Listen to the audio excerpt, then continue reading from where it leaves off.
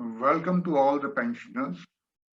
जैसे आप सबको पता है कि आजकल जितने भी डिफेंस पर्सनल्स पेंशन्स के अकाउंट अपने बैंक्स या अपने डीपीडीओ या अपने सीपीपीसी से ट्रांसफर होकर स्पर्श में जा रहे हैं और इस दौरान काफी डाटा का exchange between respective record office, CDA pensions Allahabad और डीपीडीओस के दौरान हो रहा है।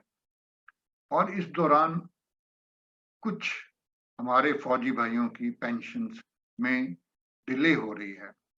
अभी कुछ हमें ऑब्जर्वेशंस देखने को मिली हैं कि कुछ पेंशनर्स की पेंशन्स 1 से 2 महीने तक डिले हो रही है। उनके क्या-क्या रीज़न्स हैं? ये पेंशन्स क्यों डिले हो रही हैं? और अभी हम जानेंगे कि सबसे पहले इनके कारण क्या हैं और सेकेंडली हम इनकी रेमेडीज क्या है, हम क्या एक्शंस इनमें ले सकते हैं, उसके बारे में डिस्कस करेंगे, जिससे कि हमारे फौजी भाइयों की मुश्किलें आसान हो जाएं। तो सबसे पहले ये जानते हैं कि ये डिले होने के कारण क्या-क्या हैं और क्या पॉसिबिलिटीज हो सकती हैं, उनको जानते हैं। अभी हम देखते हैं कि पेंशन बंद होने के क्या कारण हो सकते हैं। कुछ कारण हमने लिस्ट आउट किए हैं।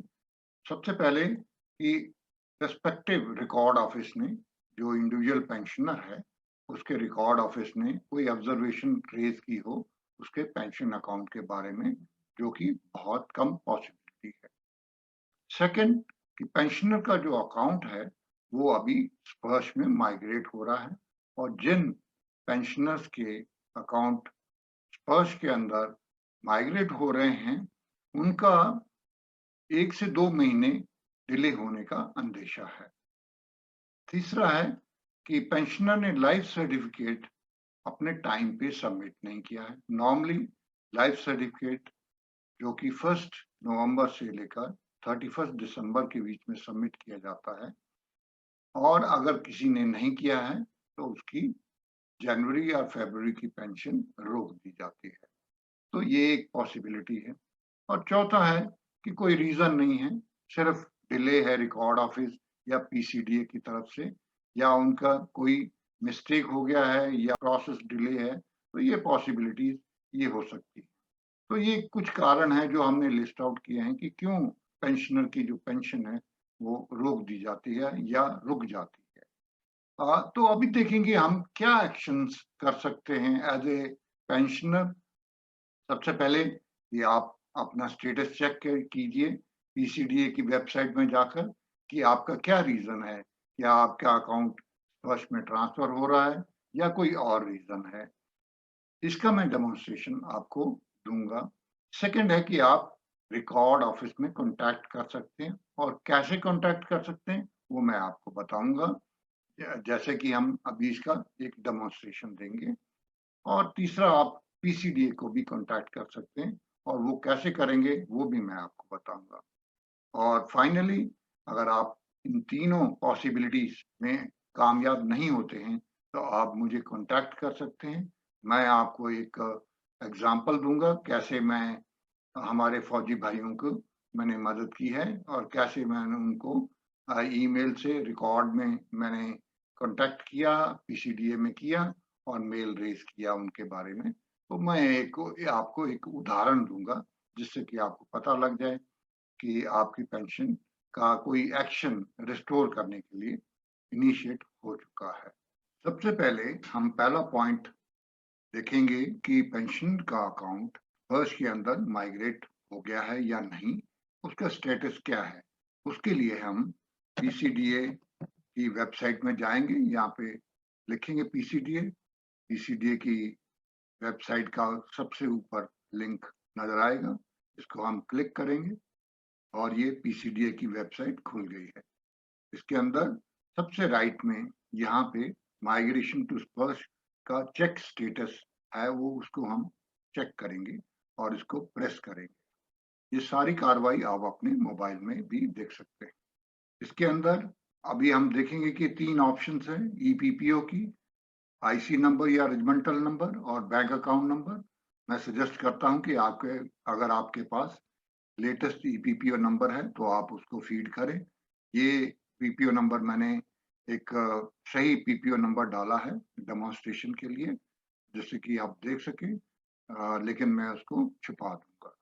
और उसके बाद आपने कैप्चा को फिल करना है। 2 + 20 22 होता है।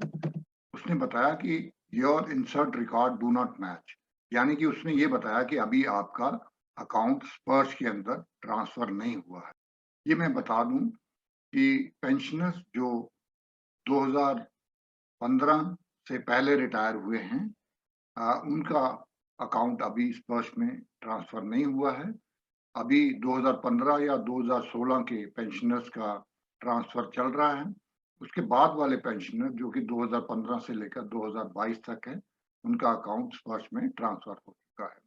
तो अभी एक स्टेटस पता लग गया कि आपका अकाउंट स्पर्श में ट्रांसफर नहीं हुआ है, जो कि पेंशनर 2015 से पहले रिटायर हुए थे।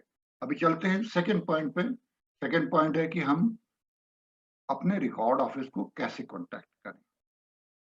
अपने रिकॉर्ड ऑफिस को कांटेक्ट करने के लिए मैं एक ये लिस्ट शेयर कर रहा हूँ आप लोगों के साथ, जिससे कि आप हर रिकॉर्ड ऑफिस का इसके अंदर डिटेल है। इसमें रिकॉर्ड ऑफिस का नाम, उसकी ईमेल आईडी, उसका मोबाइल नंबर और उसका लैंडलाइन नंबर दिया हुआ है।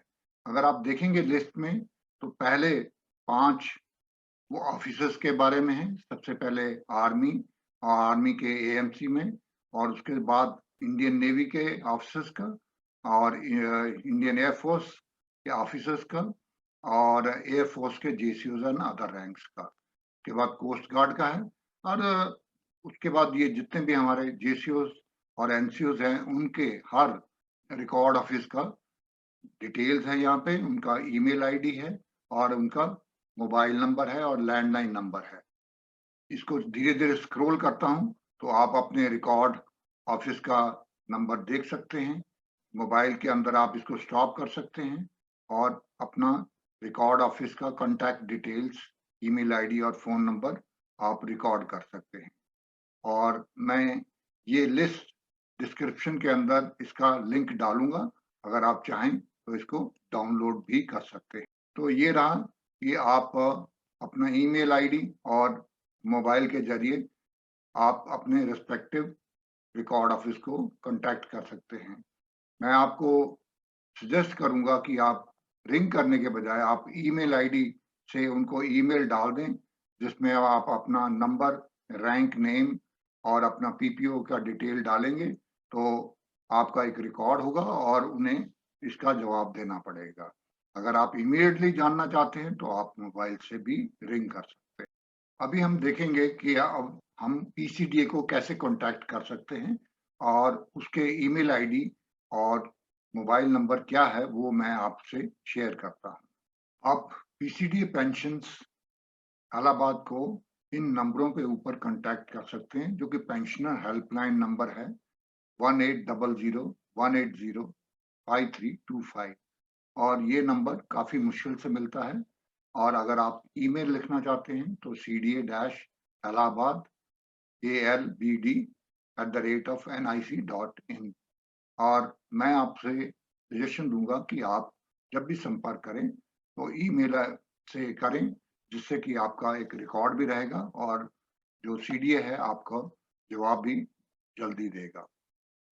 अभी हमने तीनों पॉइंट्स देख लिए हैं कि कैसे आप अपने पेंशन्स के बारे में अप्रोच करेंगे डिफरेंट अथॉरिटी से, आप कैसे स्टेटस देखेंगे, आप अपने रिकॉर्ड ऑफिस में कैसे कांटेक्ट कर सकते हैं, और उसके साथ साथ आप पीसीडीए में कैसे कांटेक्ट कर सकते हैं। अगर आप इन सभी में से असमर्थ रहते हैं या आप सक्सेसफुल नहीं रहते हैं तो आप मुझे कांटेक्ट कर सकते हैं। मैं आपको बताऊंगा कि मैं क्या एक्शन कर सकता हूं एक एग्जाम्पल के जरिए। तीनों एक्शंस करने के बाद भी कामयाब नहीं होते तो मैं आपसे सजेस्ट करूंगा कि आप मुझे अपना व्हाट्सएप नंबर से कांटेक्ट कर सकते हैं और मुझे व्हाट्सएप डाल दीजिए। अभी मैं आपको एक उदाहरण देता हूँ कि एक हमारे फौजी भाई जो कि 2000 से पहले रिटायर हुए थे, उनकी पेंशन अभी कुछ ही 2 महीने पहले रोक दी गई। Pension stopped since last 2 month.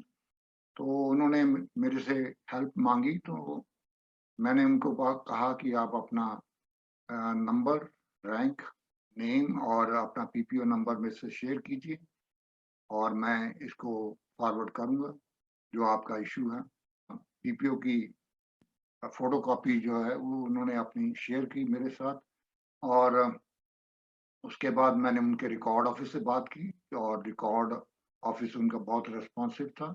उन्होंने बताया कि इनके डेटाबेस के आधार पर इनकी कोई भी ऐसी ऑब्ज़र्वेशन या डेफ़िशिएंसी नहीं है, और हमें इसका इश्यू है वो रेज़ करना पड़ेगा पीसीडी इलाहाबाद से और आप अपना एक ईमेल भेज दीजिए हमें उनके बिहाफ़ के ऊपर और उनके डिटेल्स और कब से इनकी पेंशन बंद है।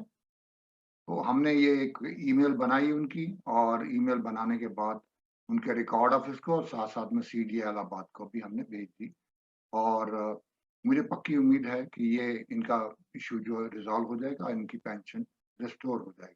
तो मेरे कहने का मतलब ये है कि मैं आपकी मदद किस प्रकार से कर सकता हूँ? मैं आपका इश्यू जो है वो रेज़ कर सकता हूँ आपके रिकॉर्ड ऑफ़िस के साथ और अपने सीडीए इलाहाबाद के साथ मैं आपका उनको मेल लिखूँगा, क्योंकि मैं इस सब्जेक्ट में काफ़ी देर से डील कर रहा हूँ और मुझे इस सब्जेक्ट का आइडिया है और मैं आप लोग सभी पेंशनर्स जो कि डिफ़िकल्टी फ़ेस कर रहे हैं, उनकी मदद कर सकता हूँ। आप मुझे कभी भी कॉन्टैक्ट कर सकते हैं। I am always available for my pensioner brothers. और इसके साथ-साथ मैं आप लोग सबका थैंक्स करना चाहता हूँ।